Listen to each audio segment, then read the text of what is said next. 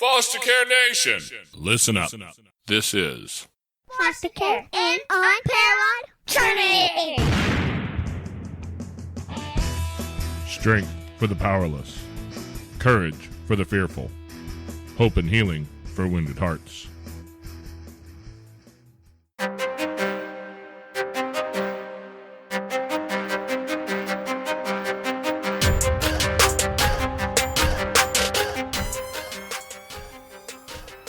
Hello and welcome back to Foster Care, an Unparalleled Journey with Jason.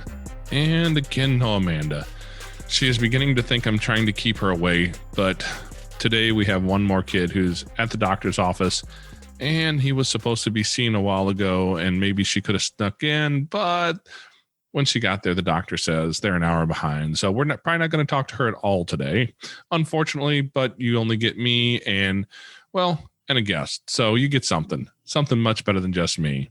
Today we've got I'm going to mess that all up. How about that? I love it when I screw names up. It makes me feel so awesome. Today we have Simone Knego with us. How are you doing today, Simone? I'm doing great. How are you?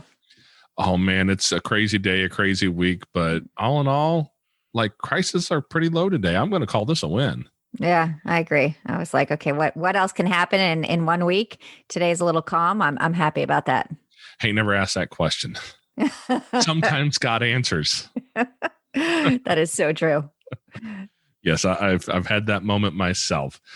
So, Simone, you are in this whole foster care adoption journey, like in one of those places that a lot of people have questions about. Like, you guys have done foster care. You guys have adopted kids.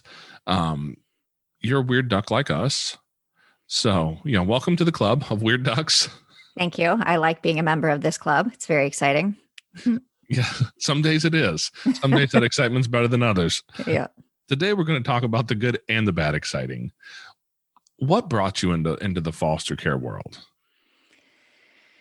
So actually our world started in the adoption world, and then the foster care piece. I was teaching fourth grade, and one of my students had been out for about a week. And so I checked in with the principal to say, is everything okay? What's going on? And she said, well, actually, no, it's not okay. That her parents had been arrested, and that she was 10 years old at the time. And they didn't have a place for her. So she's being kept at the teen shelter. And of course, to me, that was like a really heartbreaking moment of thinking that this 10-year-old little girl who was super shy is at a teen shelter. And so I called my husband and I said, and we already had 6 kids at home. And I said, what do you think? And he said, absolutely. And we still had our home study in place from our last adoption. And so the principal of the school called first, and then we called and had a conversation. And later that day, they brought her over to our house, and that kind of began our 9-month journey of her living with us. And it was a completely eye-opening journey, even more eye-opening than our adoption journeys, which says a lot. Okay. You said a couple things there that need to be addressed. Number one, you already had 6 kids. Yep. Now I'm familiar with this. We have 7 kids. However, all 7 of our kids haven't lived under the roof at the same time just due to age, right? We have kids out of the house and kids in the house, and that whole time thing. But 6 kids in the house, and you decided to take on an extra kid, a kid who's in the middle of a trauma. Yeah. That's what we decided to do. And you know what? It was really an amazing experience. I mean, for our other kids as well, to kind of, open our eyes to the world a little bit more. It's not unicorns and rainbows, right? Like, there's a lot of things that happen. And, it was challenging. I think the most challenging part is that she had struggled with so many things, with first living with her mom and then living with her dad. And then the dad had been married 4 times, and the dad was actually the one that had all of the children. He had custody of all of the children. And so she had 5 siblings And, so she was kind of, one of the adults in the house raising the kids at 10 years old. And, I know some of her stories. I don't know all of her stories, but, she definitely was struggling. And, that was kind of at that moment, our job was to really, build her up as much as we could, support her as much as we could. And, we felt like in this moment, she's in our family. She's part of our family. And our hope was that she saw what we think, a really strong family is, so that she could take that away with her later and say, wait, I remember when, and hopefully it impacted her. I think it did. We'll see someday later in life. Maybe we'll see. Yeah, that's one of those interesting things about foster care is you oftentimes don't have a clue what impact you have today. Yeah. I mean, you do your best, right? Like that's all you can do.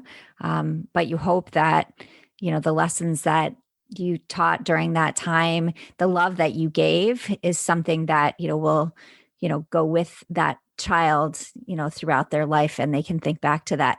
Not always, like maybe that's the rainbow view of it, but it's still, we do the best we can.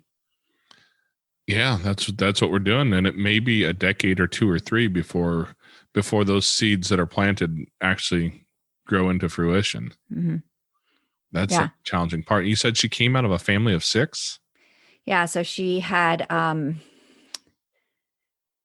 actually, she was a family of 5. I think she had another sibling as well that wasn't in the house, but she had, and she was the oldest. She and the youngest were newborn twins. Actually, they were preemies. And so there was a lot going on for her, and things that I didn't realize. I mean, as her teacher, I didn't realize that the reason she was extremely intelligent, but the reason she wasn't answering questions in the classroom is because she couldn't see the board. And so that was like one of the first things we did is we took her to the eye doctor and got her glasses, and guess what? She could see the board. She had multiple teeth that were rotten, and we, took her to the dentist and he addressed all those issues. And so at least, that part was kind of like a start to, where we went through the next 9 months. But she was super creative, and just a really sweet girl who was struggling. Yeah, it sounds like there's a lot of struggle in her home life. Did you guys get involved much with the bio family? So our only interaction was with her grandmother, because at the time her mother didn't have contact with her. And that's a whole story that I didn't even know the details of. And then the father was now in jail. And the stepmother was also in jail. And then, so the grandmother was the person that we had contact with. And for various reasons, she wasn't allowed to have custody of her right away. So it took about 9 months, but we did visitations. And then, every week she would come and we'd meet at a restaurant and they could have a conversation. And then it got to the point where the last couple ones where she could go back with her grandmother to her house for 2 nights. And that was kind of the beginning of, and I think the hardest thing was that I think the grandmother was really angry with us. And, we were just trying to, we didn't make the decision that the grandmother couldn't take her right away. Like our decision was that we're taking this little girl into our home, into our family. But the grandmother, I think, was really upset that she didn't get custody right away. And she really pushed that on us. And, I can't tell you why, but it definitely was, that made it really difficult. But at the end, when the grandmother got custody, the grandmother said, thank you. And, I didn't need a thank you. That wasn't the point. But, just that you could tell she was finally, okay, I now have custody of her. I can move forward. Yeah, I think that's one of the things that we have to realize sometimes as foster families, that we're going to be part of the target of the anger that people are experiencing. Yeah. I mean, and I get it. It makes sense. But, I felt like, that it was a struggle. Like I felt like, okay, we're just trying to do our best here. We didn't make this decision. We didn't, our only decision was to not let her live in a teen shelter. Like that was our only decision. But again, as you unpack it, you realize, that it's not about me. It's just the anger is there because, it's such a difficult situation. And that took a long time for me to like really understand and say, wait, it has nothing to do with me. This has nothing to do with me at all. It's just part of the situation. Yeah, I know we've experienced a little bit of that from time to time. I actually have right over here, over my heart, there's a tattoo of a young boy who stayed with us for his first year of life. And I think his biological family was kind of had some of those thoughts in them to begin with. And pretty quickly, I think they realized that we were just staying. We got him. He was only a few days old when he came to our house, and they would not let. And that one, I know why they wouldn't let grandma. It wasn't actually grandma. It was his grandmother's sister, his great aunt. I think that is. I don't know. Relationship math is not my strong suit. I think it's great aunt, but they wouldn't let her have him because we'd had some storms come through the area, and here in the Midwest, we're blessed with tornadoes. And she lost part of the roof of her house, like had some real damage to the roof of her house. And a fly-by-night company came through and took her insurance money, and they forgot to do the job of actually fixing her house.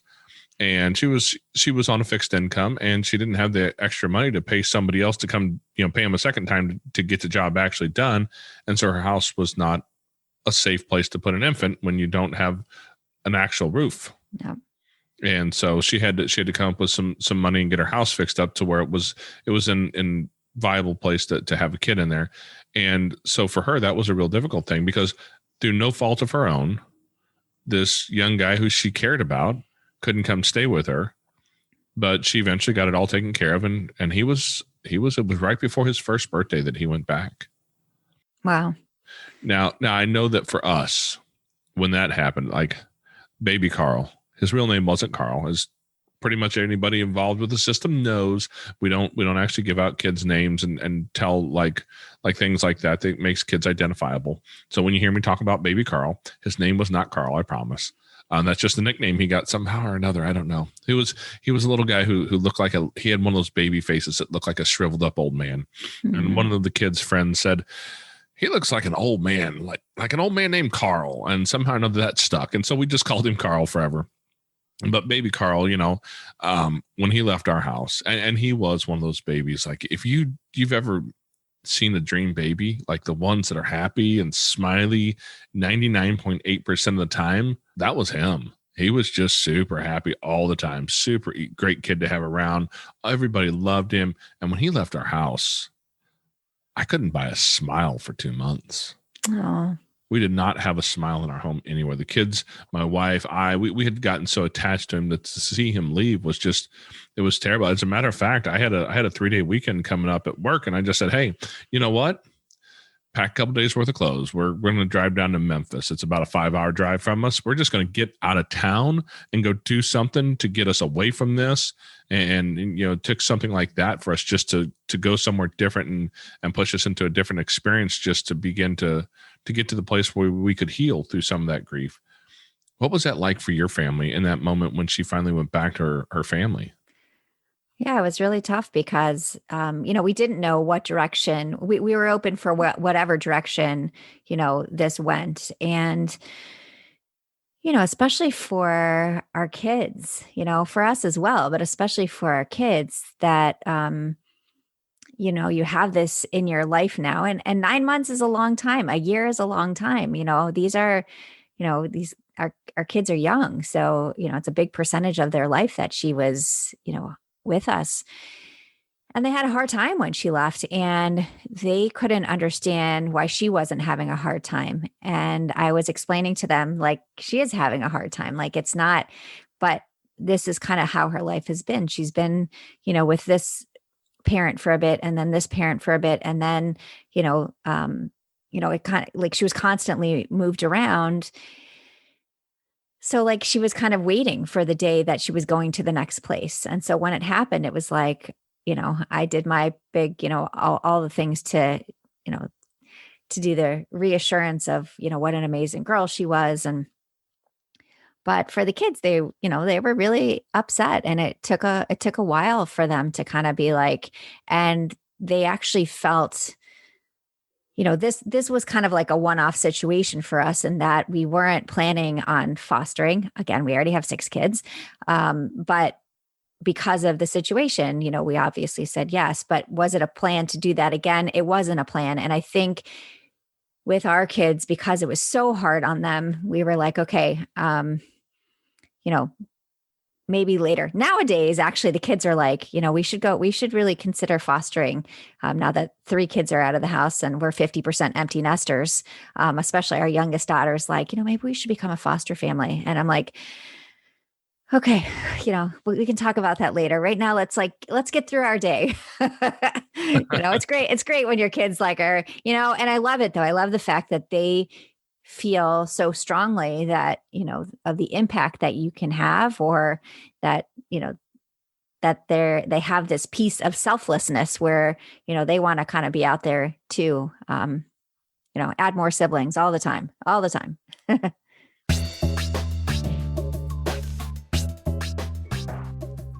Hi, this is Jason. And Jason. Also known as Turtle. May is Foster Care Awareness Month. The month of May every year is dedicated as National Foster Care Awareness Month, and we wanted to talk to you guys real quick about how important that is.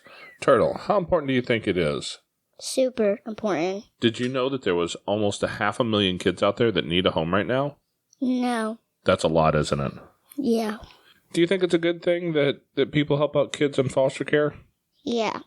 How do they help kids? By taking them in, feeding them, giving them all the stuff they need, giving them a safe place. Yeah, that's important stuff, isn't it? Mm-hmm. You don't think we can take 500,000 kids into our house, do you? No. That's right. We need to find a safe place for all those kids, don't we? Mm-hmm. So all the people out there listening need to know how much we need foster homes. They really do.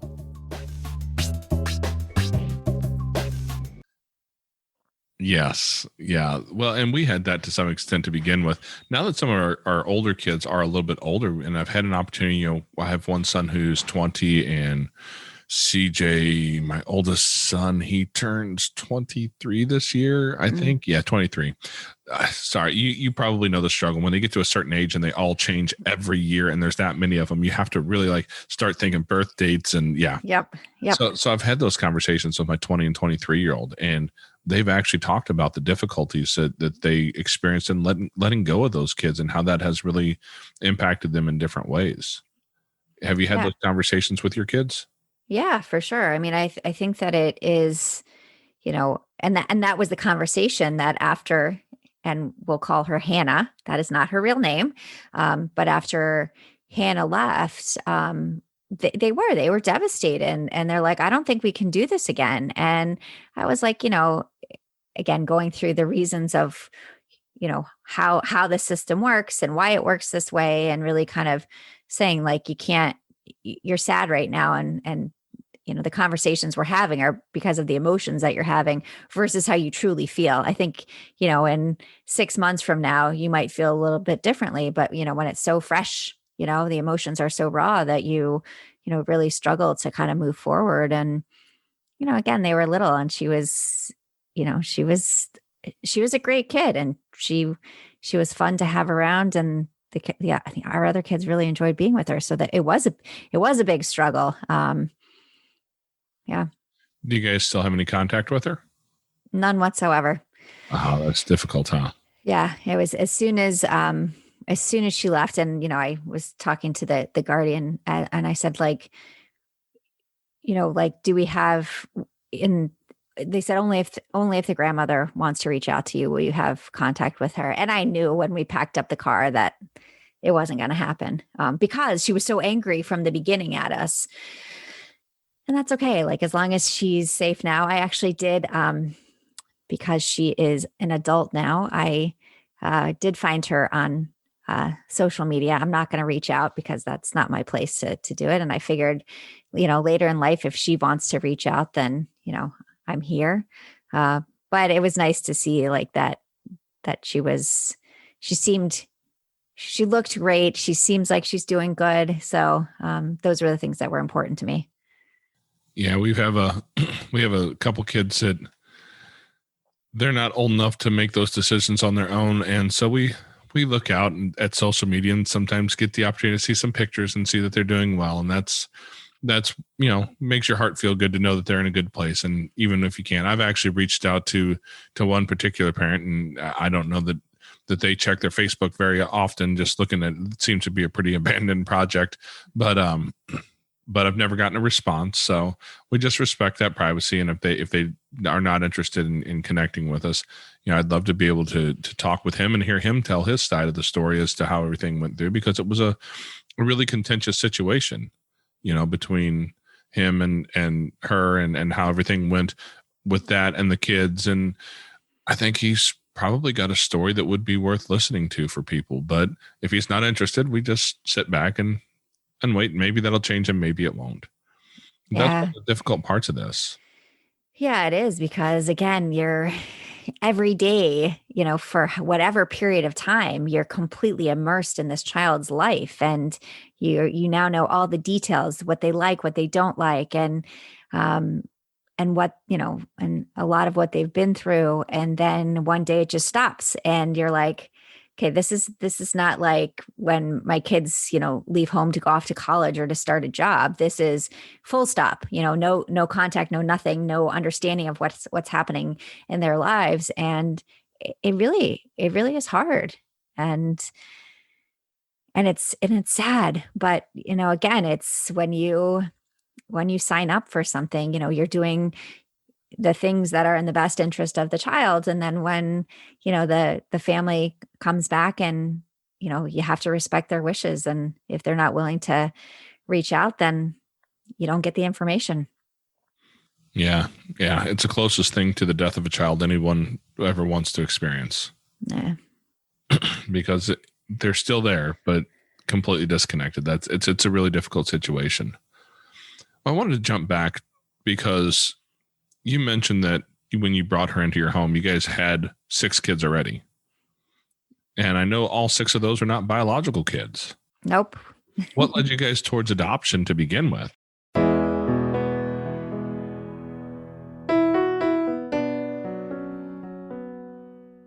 Hey there, Foster Care Nation. If you found some value in what we do, I would really appreciate it if you could help support us. There are 2 ways you can support us. One is just sharing the episode with friends or family, or anyone you think that might be interested in joining us in our mission with foster care and adoption. And secondly, if you have a couple dollars to help us offset the cost a little bit, we have a new account over at Buy Me a Coffee. It's at buymeacoffee.com/fostercare. That's the only thing you need to know. You don't have to have an account or anything like that. You just go over to buymeacoffee.com/fostercare, and you can throw a couple dollars our way to help offset the cost of producing and recording and all the things that go into building this, because unfortunately, this stuff is still not free. So whatever way you can support us, I would greatly appreciate it.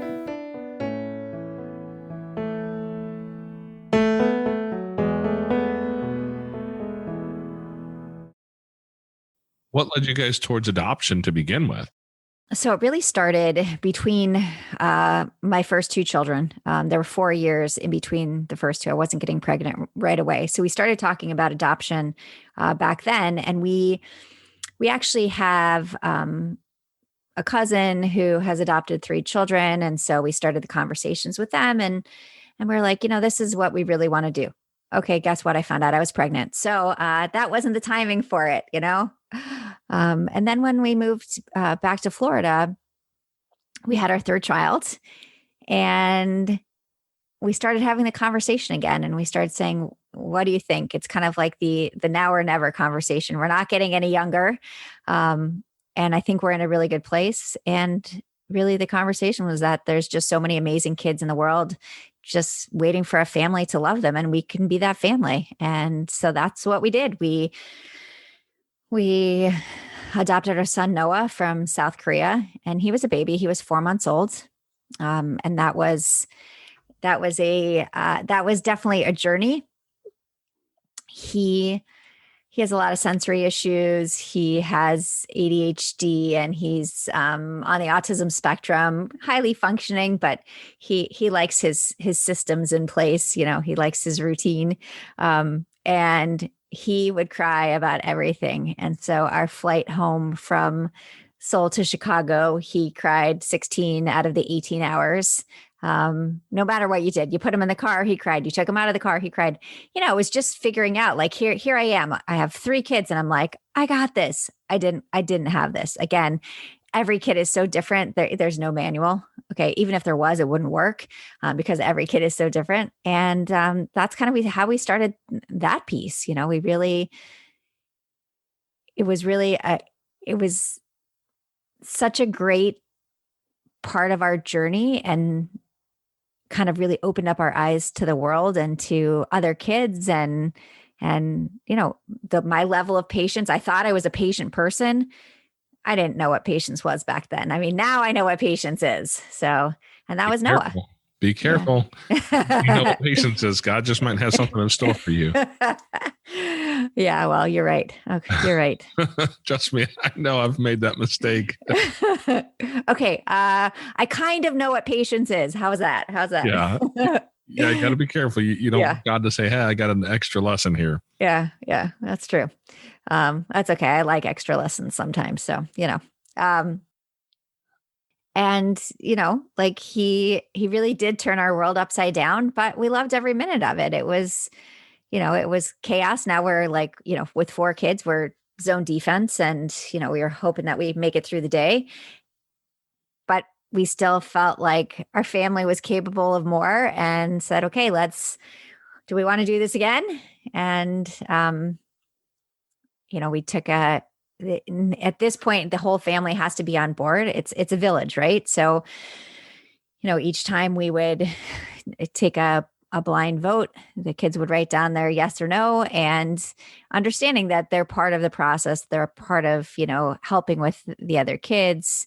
And each time the answer was yes. And so, and I asked my daughter, one of my daughters, you know, why she didn't hesitate when she wrote down her answer. And she said, Mom, we're talking about the life of another child. How could anyone vote no? And that kind of sums up my kids. They, you know, like I said, they would do it again today. And so for our second adoption, we adopted our son Ari from Ethiopia, and he was 4.5 years old when he came home. Now, so that's 2 kids internationally.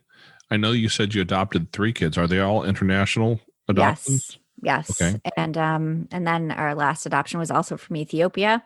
And we again requested a boy between 4 and 10. And surprise, we were matched with Millie, who was 2.5 years old at the time. And honestly, for a reason, she's like definitely completes our family. She's an amazing human. Okay, well, I'm going to do one of those things that my mom always told me not to do here. Ask away. She says, never make an assumption, because when you assume, it makes this out of this and that. Yes. And I went, okay, Mom, that's close. You ever got to cussing at me, but I know what you're saying. I'm going to make an assumption here. Okay. You do not look either Korean or Ethiopian to me. No, I'm pretty white. Yeah. So that brings in a lot of interesting dynamics into any situation. And, you know, we're both, or let's see, you said your Noah was an infant when you adopted him. Yeah. He was 4 months old. Okay. So I assume the cultural side of that probably wasn't a big shift at first. Yeah. I mean, he was a baby. So it was kind of like, I am definitely like figuring out the pieces of how to, you know, quiet him and, you know, make him happy, those kinds of pieces, you know, where, you know, maybe that could have been, you know, a cultural piece, but, you know, not hearing that same tone of voice, all of those things. But yeah, it wasn't like when we brought Ari home at 4.5 years old. That's a whole different ballgame. You know, he has memories. He has had experiences that, kind of even defining moments that, you know, that will be part of him forever. And as he gets older, they get a little cloudier, but things that he still remembers.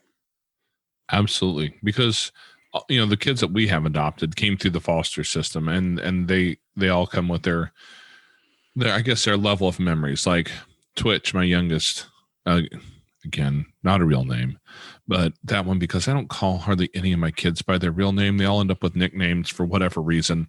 Um, but Twitch was a few days old when we got him. I know, I'll take that back. He spent a couple of weeks in the hospital. He was put on a methadone wean down. He was born addicted.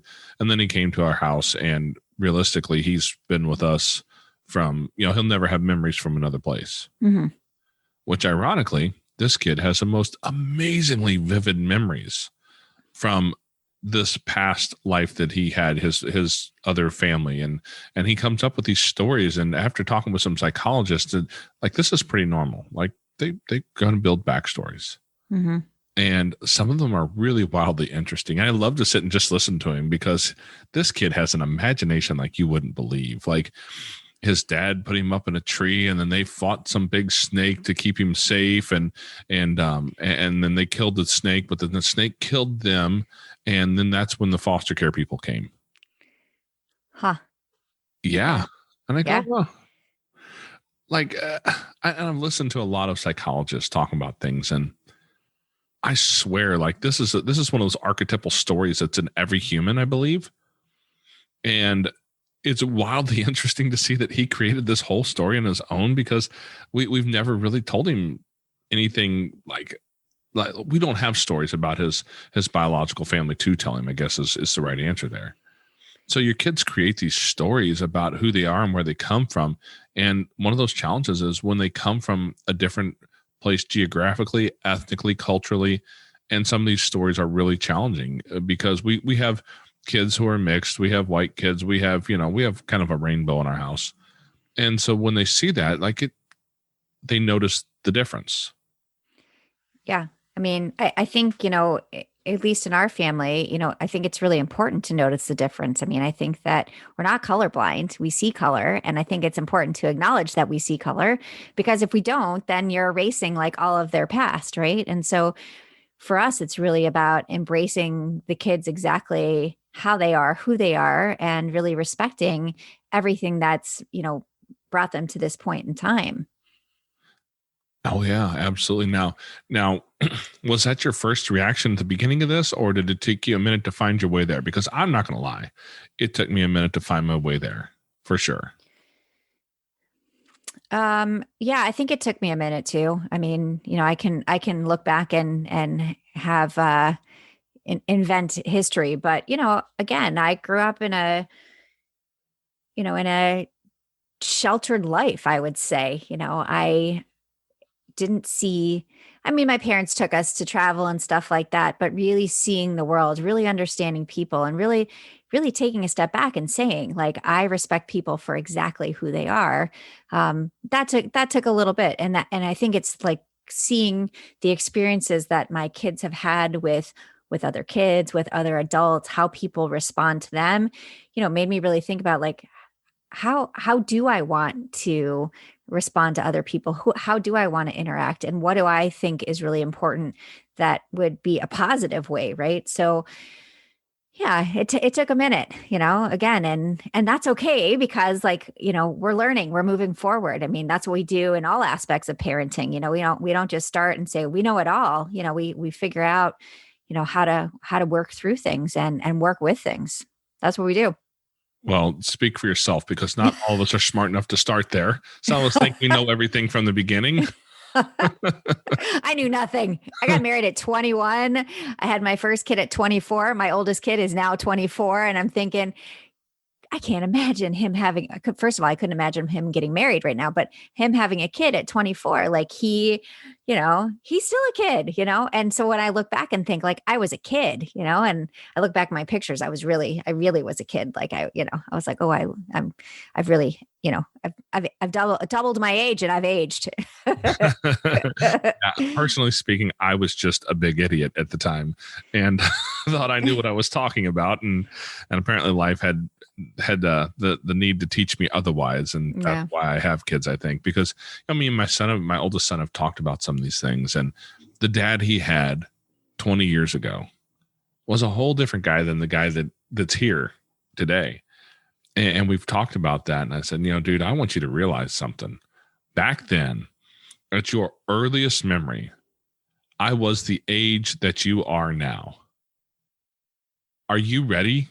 Are you ready to do that now? Are you ready to create that, like take care of kids and do all that? How do you think you would do in this moment? I mean, like literally, I was just a larger kid trying to pretend like I was an adult. Yeah, I don't. Well, I guess maybe I pretended a little bit, but when it came to like the kid stuff, I was like, okay, this is like a really steep learning curve. Like I got to learn all of this stuff, and and it is looking at my oldest son. Actually, my next oldest, my daughter turned 21 yesterday, and same kind of thing. I'm like, can you imagine getting married next month? And she's like, no way. She's like, I don't know what was wrong with you. I'm like, hey, it worked out. Okay. Like we've been married almost 28 years now, but it's like, I look at my kids and think, that I can't imagine them, raising another human, although they've been, integral in, the house and really helping with their siblings. So they know how to do all the pieces, but to have to do it for themselves, that's a whole different story. Oh yeah. What have been some of the larger pain points you've experienced going through this, trying to figure out how to get through it that just sneak up? Because man, I think the things that are the hardest are the ones we don't even know are coming. Yeah. I think if we talk about Noah for a minute, really looking at all of the things that he struggled with. And, we had a hard time getting, we knew that he had a lot of sensory issues, getting people to understand him, getting other kids to understand him, and other parents. Actually, the kids understand him. It's the parents that judge way too much, right? Like we're all human. Let's just be kind to each other. We were at a birthday party, and Noah, when he gets overwhelmed about something, and now that he's 14, not so much, but tears will come, and he's got a rigid ideas, like it's this way or it's this way. It's black or white. There's no kind of in between. And so something happened. He wasn't happy about what happened. And so instead of just kind of brushing it off, which, the other kids might have done, it became a crying moment, and he was really upset. And so I could hear the other parents saying, I can't believe he's still behaving like this, like he's old enough to not behave like this anymore. And that kind of like broke my heart right there. But what happened in the next moment was kind of gave me like the hope for humanity, is that one of the kids was standing there and said, oh, it's okay. Noah has autism. And so sometimes he reacts like that. He'll be over it in a few minutes, and then he'll be back to himself, stop stressing about it. It's kind of like one of those things where you're like the kids get it, but the parents have to say something negative, where the kids are like, hey, he's got autism. Like, this is Noah. Like, this isn't like, there's nothing wrong with Noah, right? Like Noah, this is who he is. And for people to judge him and think, oh, he's not normal, or and so that those things I think have been, in terms of for him, those have been hard things. And honestly, not that I really care what anybody else thinks, but I do care when my kids hear what someone else thinks. Like that's the hard part. Oh yeah. And it's amazing how sometimes, I can't believe I'm going to say this, sometimes even teenagers can teach us important lessons. Like they pull out wisdom that we're missing. Yes, they do. And I'm admitting it as well. But one of my big things is that you can learn something from everyone. And so, sometimes our kids, like, for example, and I actually, when I'm talking about my children, I am using my children's real names. So, our youngest daughter, because it's in my book, so their names are out there. My youngest daughter, Millie, I remember once we were having a really hard time. One of the hardest things for Noah was getting dressed in the morning, just the whole routine piece. Like it was really hard for him. If it wasn't exactly the routine he wanted, it was a struggle. And so his clothes were on, but his socks weren't on yet. And I was like, oh my gosh, am I going to be putting your socks on until you're 30 years old? And, I'm like, no, you got to get your socks on. He's like, I can't do it. And I was like, yes, you can. And so Millie's like, it's okay, Mom. I got it. And so she literally, she walks up to him and she says, hey, baby, do you need help getting your socks on? And he's like, well, I'm not a baby. And she's like, well, only babies can't put their socks on. Guess what? He put his socks on, never had to deal with that again. So I'm like, I just learned something from like my 4-year-old child. I was like, that was pretty impressive, and they have these moments where you're like, huh, why didn't I try that before? But it worked. Kids are amazing things sometimes. There are days we all, why we all understand why Homer Simpson invented the Homer choke. We all have those moments. And then it's amazing to watch a kid walk in and do what we can't do. Yeah. Yeah. And they can. Like there's these moments where I'm like, okay, I'm like, I don't know what else to try. I don't know what else to do. And one of the kids are like, well, I got it. I'm like, you do? Oh, you do? Okay. I'm walking away. Good for you. Oh yeah. My 2 youngest here, it's been 2 years ago. So they were probably, 3 and 5-ish. Yeah, I think that's the age difference. They're like 3 and 5 is the age. And we got, they had gotten bikes and my 5-year-old says, Dad, I want to take the training wheels off. Okay, let's see how this works. And I take the training wheels off and I go to like help him take off knowing that he's about to bite the dust and deal with all that. And he takes off down the driveway like a rocket and turns around and comes back. And I'm just like, huh. Look at that. And then the 3-year-old says, Dad, I want to take mine off too. And I'm like, bud, you're a little too, no, Dad, I can do. I'm like, stop, think, well, I was wrong on the first one. Like I waited too long on the first one, the older one, obviously. So I pull him off. And I'll be hanged if that boy didn't just take off like a rocket right behind his brother. And I went, holy cow, these kids, like, they have ability that I was not even giving them credit for yet. Yeah. That's another thing we do. Yeah. Yeah. And the only place where I was actually right is neither one of them had a real good grasp on stopping yet. I mean, they figured out how to stop because as boys, when you stop the bicycle, you lock at the back tire and you slide and it leaves a mark and it's super cool and all. But then without the training wheels, that sudden stop comes with put your feet down because, Yeah. But, so you don't flip over the front. Yes. Yeah. Other than that, they had everything figured out. And it was really amazing to see how much they knew about their own abilities that I did not give them credit for.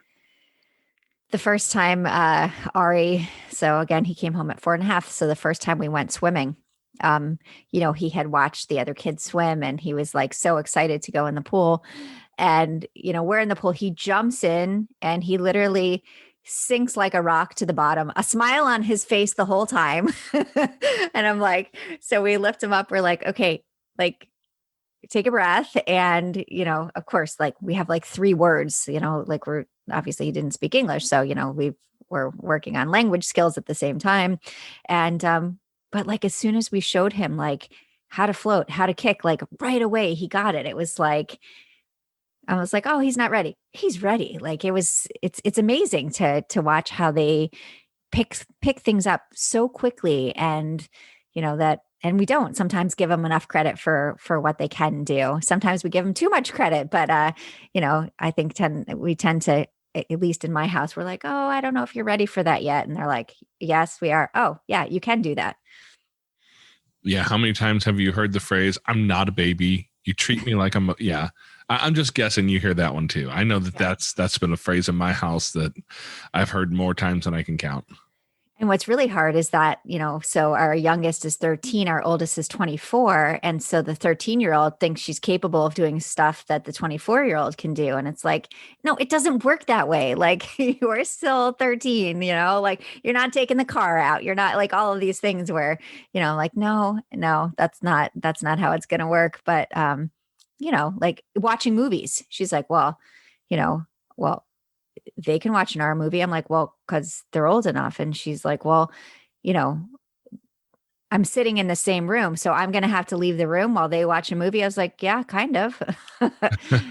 Sometimes it fails. Sometimes, we don't always follow through on all those kinds of things because you can't do it all the time. But yeah, it's funny how they grow up way too fast. Absolutely. Absolutely. Don't worry. I don't think that's the cops coming after me if you can hear them. I was like, is that my house or your house? We live right by a major roadway here. And Yeah, they like to make noise on the radio. And the ambulance district is right across the street, and the firehouse is around the corner. It's a small town. So yeah, we get lots of noises. Yeah. Yeah. But yeah, no, these are experiences that we've had and lessons I've had to learn many times over with different kids, because even as we talk, I'm thinking about a conversation that I probably need to have with one specific kid that we're going through a lot of that stuff with right now, because the teen years are hard. And it sounds like you've been through those teen years at least once already. Yeah. So the oldest three are, 24, 21, and 18, and then Ari's 16. So we're kind of right in the middle of it with him. And, he's just a really good kid. But, when we talk about like the cultural differences and having, a multicultural family, being honest, like we definitely have different conversations with him, than we did with our oldest son, who is white and 24, right? Like, when we talk about driving, like we really have these conversations of, if you ever get pulled over, like there's this app, like say that, Siri, I'm being pulled over, and then it starts recording everything. It's horrible. Like these are these things that we're saying, you keep your hands on the wheel. You don't walk around the neighborhood with a hoodie on. Like there's no what is that game that the kids used to play, Ding Dong Dash or whatever. Like you're not going up to someone's house and ringing the doorbell. Like these things are, and it's horrible that we live in a world where we have to have different conversations because of the color of his skin. And it's heartbreaking to me. And it's been completely eye-opening. And, I wish I could change it all, but little pieces at a time is the best we can do. Yeah, because we have kids of different ethnicities here. And, as I've mentioned a time or two, I am what you would call ambiguously brown. So I am whatever you assume I am when I get pulled over. I don't have a choice as to what you assume that is to begin with, but I was raised by a police officer. And so I will tell you, right, my very first instinct when I get pulled over, my hands, the wallet comes out and sets up on the dashboard where the driver's license is.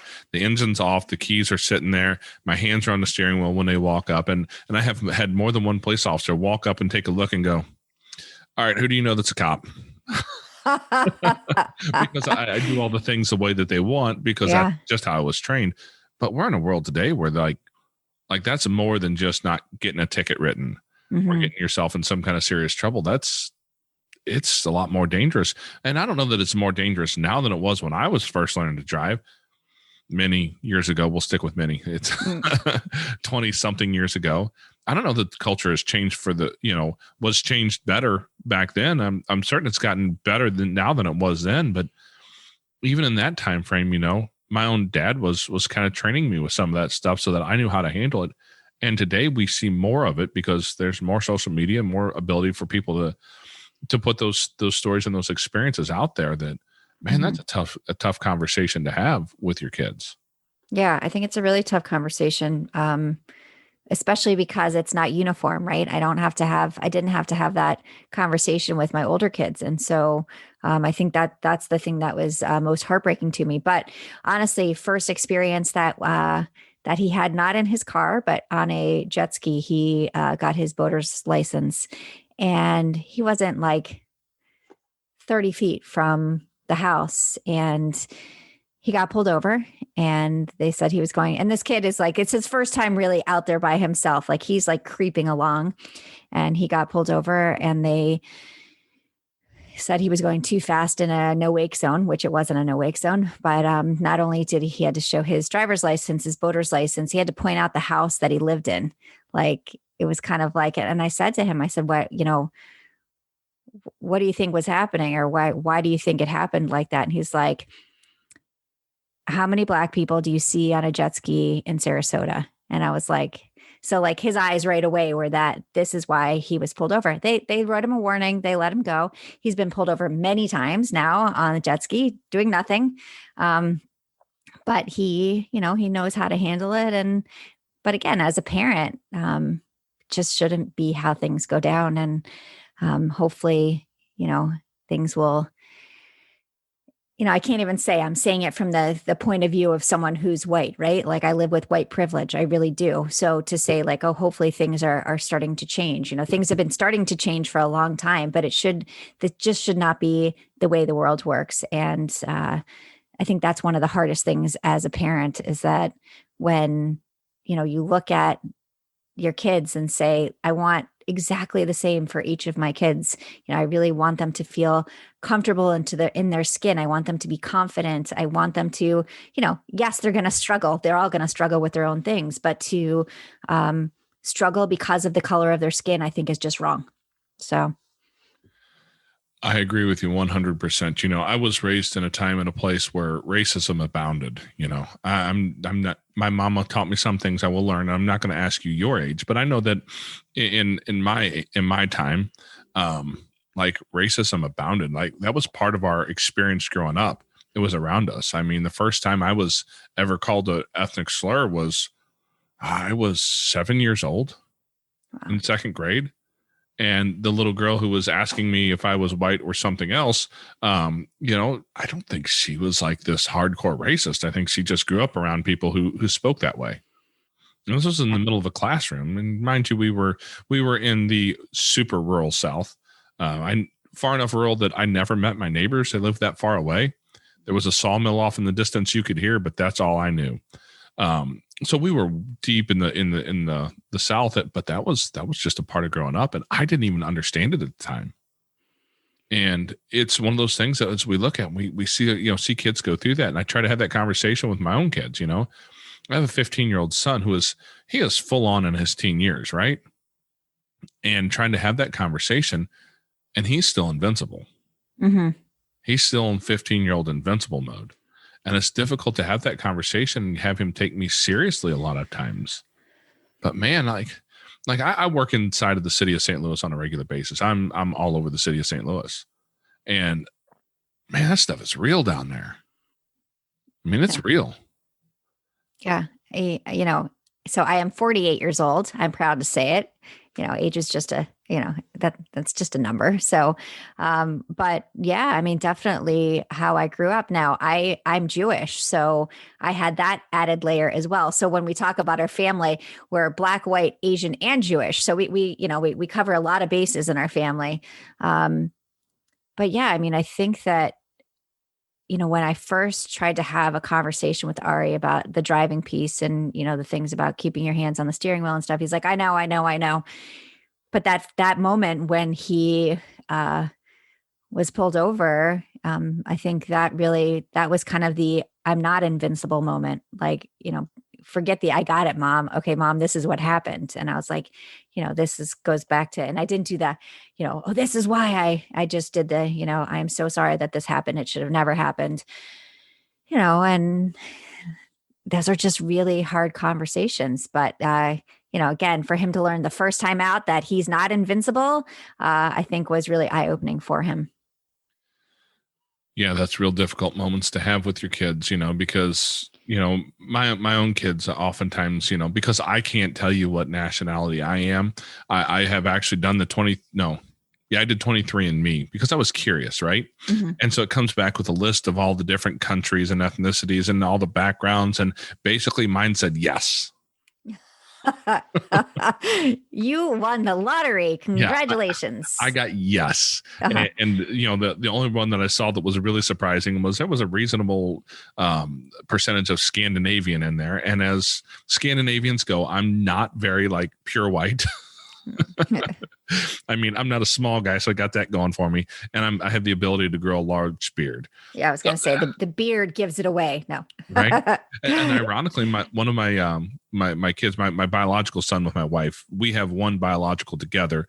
She has a biological son that she brought into the marriage. And so my one biological son, he is taller than me.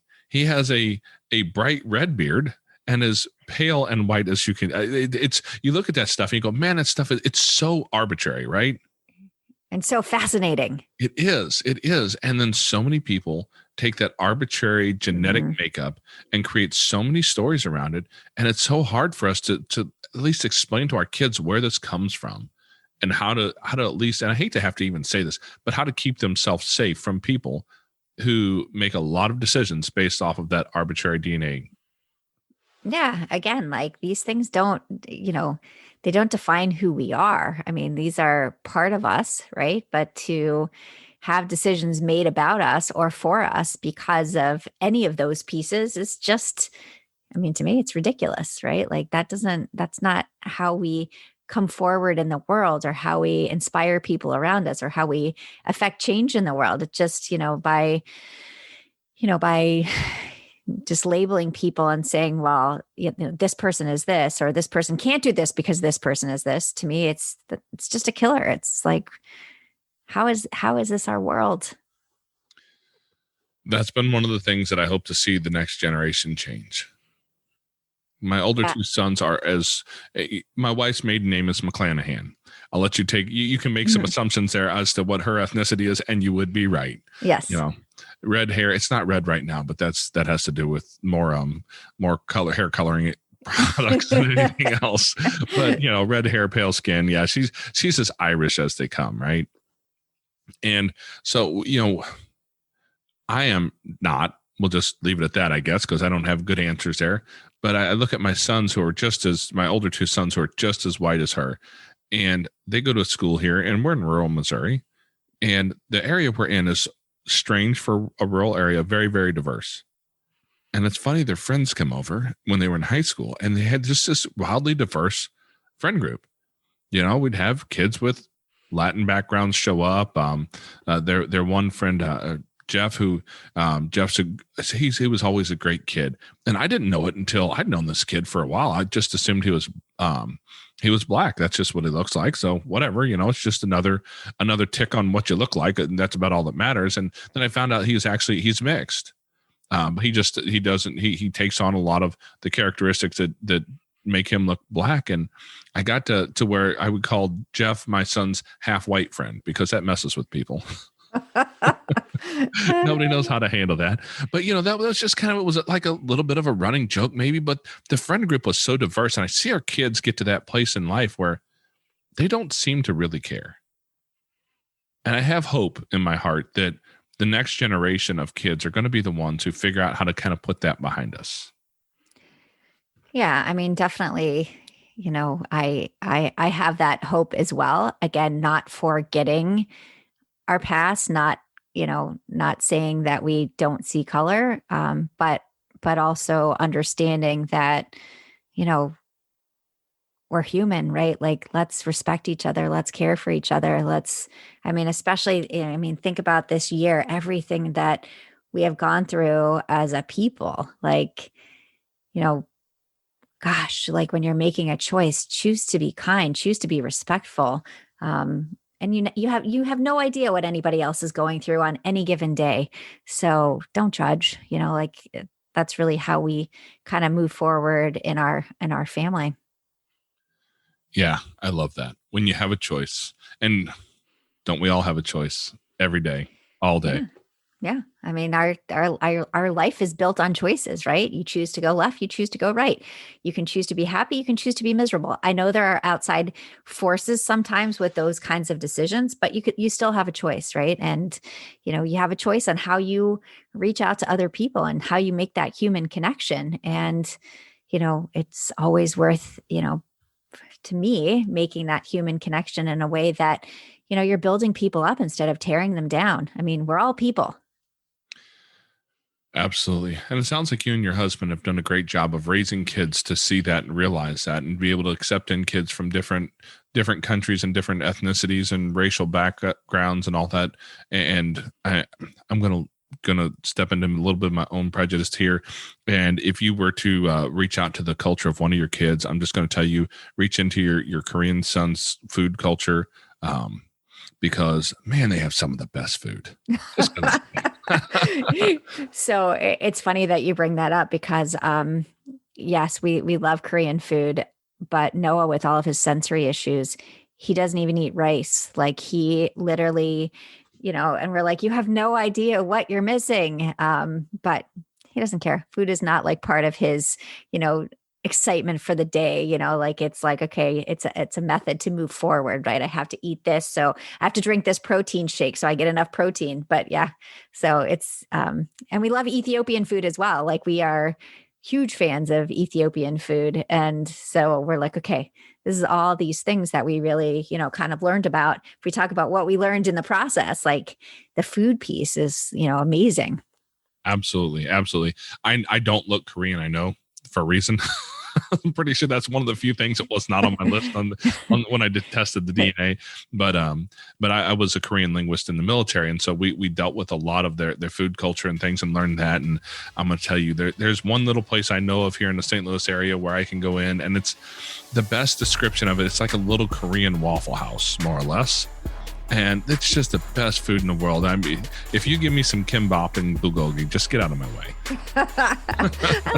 I love that. Yeah. See, I mean, again, like let's look at the world. It's a big place, the people, the food, everything that we do. Like it's so important to embrace all of it and really kind of learn more about other cultures and understand more. And to have embraced all that and bring it into a family culture where you're taking care of kids who may not be biologically yours, but you're still taking care of them and they become part of your family, and do that all with the interest, the love, the care, to know that they all come from different places. And at the end of the day, this place right here where I'm sitting, this place where you're sitting, that's your home and that's their home, and you can create that for them. Yeah, there's no place I'd rather be. I mean, it really, all of it has been an evolution, a learning experience. And again, when we talk about adoption or fostering, there are a lot of struggles. There's, our children start at a place of loss, right? Like especially our children who are older, when they Ari, for example, lost everything at 4.5 years old, and we can't rebuild because that means replacing, and we're not replacing. We are building, and we are loving him. And, this is our family. And this is exactly never what I imagined. I thought I'd have one kid, but I can't imagine it any other way now. I'm with you. It definitely does not come without its struggles, but through those struggles is, I think, where we find some of the greatest levels of beauty in our life. Agreed. 100%. Well, I really appreciate you coming in here and telling your story today, Simone. You've got quite a story, and I know you mentioned a book. There will be links in the show notes. Again, Apple has done something weird, so when you go to look at the show notes on Apple, for whatever reason, the links don't work. They work other places, but not in Apple, and we can't figure out why. So, if you go to fosternation.com and top left corner is a link that says podcast blog, and you'll find this episode. And if you just click on that, you'll be able to have all the show notes there, and there'll be a link to the book. You can find Simone's book. I'm going to get this right. It's the Extraordinary Unordinary You. That is correct. All right. I like that name. Thank you. It's because we're all, again, for years I would say I'm an ordinary girl, and I am an ordinary girl, but we are all unordinary, right? Like we all have these pieces to us that are different. And we all have extraordinary moments and extraordinary pieces within us. We just have to realize that we're there, that they're there. I think it's so much more descriptive and a better way of saying it than when I just call us weird ducks. I like weird ducks, though. I like that too. So if you want to find Simone, you can find her at SimoneKnego.com. I'm going to go ahead and spell that because as Simone and I discussed earlier, it's not the easiest spelling in the world off the top of your head if you don't know it. So it's Simone, SimoneKnego.com, SimoneKnego.com. You can find her on her Instagram at author Simone Knego, Facebook at Unordinary You, just under her name, Simone Knego, on LinkedIn, and on Clubhouse as well at her name. So if you guys are interested in Clubhouse, is a new thing that some people have really been jumping into. I've jumped in there a little bit, but if you guys want to jump in there, find her in there in a room, maybe you'll be able to chat with her directly. So I know that Simone and someone else, you said one of your friends is you guys are looking at starting a podcast. Don't have it all figured out yet, but we will be looking and listening because, always looking for people's perspectives that are helpful. And it sounds like you have a lot of those. Thank you. Yeah, all good stuff, and I'll let you know once we move forward with it, and it should be another exciting moment. Lots of good stuff coming up. Absolutely. And I know how much goes into getting that all set up. So once you do have it set up, you can check the notes. I'll put a link in the show notes. You just shoot me a link to it, and I'll make sure there's a link there so people can find you there as well. Awesome. Thank you so much. Well, it's been great to talk to you today. I appreciate your time. Absolutely. Thanks for having me here. Okay, Foster Care Nation, thank you for listening to Simone's story. Now take her knowledge and wisdom to heart so you can create love and healing in your family and community. Be sure to come back next week. We have new episodes every Tuesday. If you'd like to share your story as a guest, you can reach us at jason@fostercarenation.com. You can also connect with other like-minded people on Facebook at facebook.com/groups/fostercareuj. Don't forget, we have a Patreon where you can support our mission for as little as $5 a month. It's at patreon.com/fostercarenation. The links to everything are in the show notes on your podcast player or at fostercarenation.com. And as always, You are so super awesome. I think you guys are cool. Yeah. Thank you for listening. Thanks.